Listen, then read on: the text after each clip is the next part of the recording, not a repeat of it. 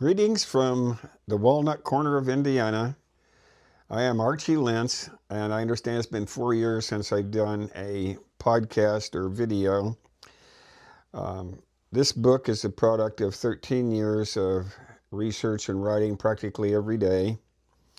What I've done in the past has been about the Civil War, and there is a connection between this period of time that this book is about and the Civil War of 1861 to 65, and that is that America's first Civil War was during the Revolutionary War.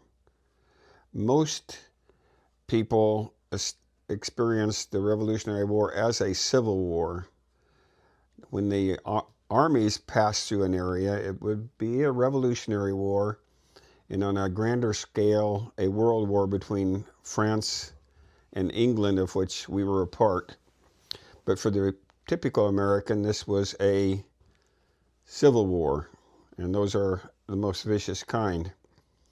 Some of the officers of the Revolutionary War had famous grandchildren who fought in the Civil War 1861 to 65, such as Light Horse Harry Lee. You remember, of course, and we'll associate that with his grandson, Robert E. Lee. And on the federal side, there was a private Revere named Revere, and his grandson, or his grandfather, was Paul Revere of Revolutionary fame. The book title will tell you the content. It's William and Jane, so the book is centered on their personalities. A Scots-Irish story of colonial America, Revolution, and the early Republic. It's panoramic. It covers a tremendous amount of material. The back cover, it mentions some of them, some of the people you will meet. The Melungeons, the triracial so-called lost tribe of the Appalachians. The Catawba Indians, who were fierce brothers of the Scots-Irish. The Anti-Federalists, who were champions of the Bill of Rights. Colonel Thomas Brandon, who was a homicidal first cousin of William and commander of the 2nd Spartan Regiment.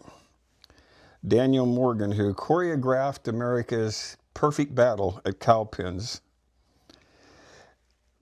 British officer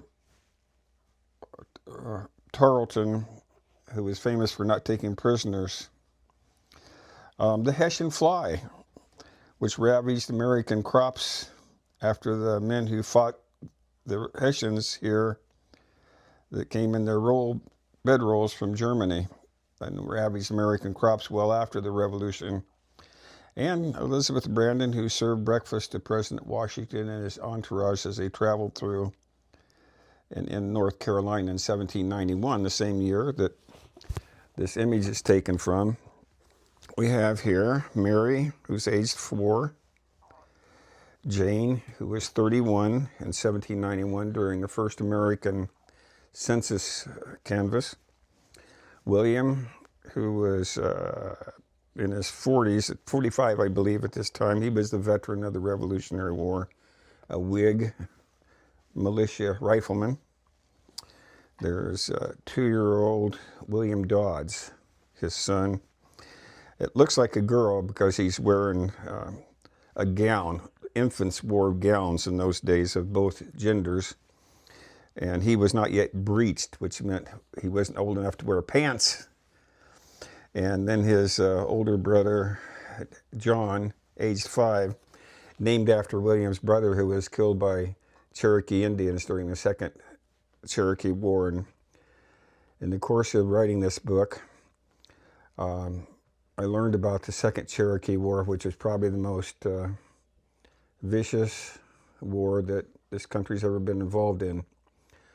Those who survived, I don't know how they survived mentally, what they did and what was done to them. And so the Scots-Irish I've always mentioned books that would be good to follow up, and of course this book is a great one, which I've just written. I think it's the only one that's been written in recent years about the Scots-Irish part of that, but it has a lot of other American history in it, or I wouldn't recommend it to you as a general reader. Some other books worth reading if you don't have a lot of time. This book is titled Born Fighting: How the Scots-Irish Shaped America by James Webb. That's one that you will still be able to find on eBay or at a used bookstore. And this is a good one to read if you haven't time for more than just one book, and it's a good one to start with. If you want in-depth reading about the Revolutionary War, of course there are tons of books, but the ones that I would recommend to you way above any others if you have time to go in-depth reading is this reproduction set titled The History of the American Revolution. And I know that I can talk faster than you can write titles down, but it's The History of the American Revolution by David Ramsay. R-A-M-S-A-Y, David Ramsay. And this was written right after the Revolution by someone who lived through that period. And it's an amazing way to learn in depth about it. The thing that I remember most about this is the amount of pages devoted to the Continental Dollar, which was our first inflation, and it was actually hyperinflation. And we wouldn't have anything like this again until the Confederate money was issued, which is hyperinflated, and we all know about inflation today, but we don't know about hyperinflation. But that, surprisingly, in a book about a war, he spent a lot of time talking about that. Some of the famous Scots-Irish that you might want to learn about or know about. Let's see if you know these names, mostly from the 17th and 18th and 19th centuries. Andrew Jackson was definitely Scots-Irish. Glenn Campbell, if you like music, Glenn Campbell, Bill Monroe for country western, and Stephen Foster, America's Songster, were Scots-Irish. David Crockett. In fact, David Crockett carried a rifle out of York County that was probably made in York County, similar to what William would have carried when he went to war. Thomas J. Stonewall Jackson was a descendant of the Scots-Irish. Samuel Clemens. There's a long list here. Billy Graham, for people of my generation that would recognize him as a minister of the gospel. And most recently in the news, somebody you will know or have heard about, the current Vice President of the United States, J.D. Vance, is a descendant of the Scots-Irish. There are many others. I hope you will look into this book, or at least that I've pointed out some resources for you to learn more about